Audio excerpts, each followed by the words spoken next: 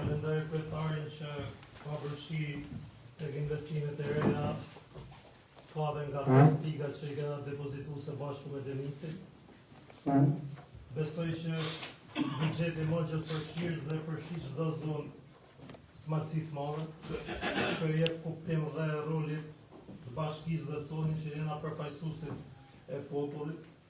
Unë kam vetëm një marak që mund të pasojë ndoshta Altini ose Juli, lidhe me ndriçimin e qytetit Koplikut, jo pedonale, sport të lagjeve, së është një shqetësim i ngritur edhe nga banorët. Dhe për ta mbyll, unë e kam deklaruar me shkrim para një muaji dhe gjysmë dhe mujve që me që duhet me deklaruar këto, që jam bashku grupit qytetarëve të Partisë Socialiste, dhe ju ftoj gjithëve që ta votojnë ky buxhet si buxhetin më gjithë përfaqësues për gjitha zonat, se janë prek gjitha njësitë dhe janë prek zonat dhe lagjet dhe rrugët më emergjente që ka pas Malësia Madhe.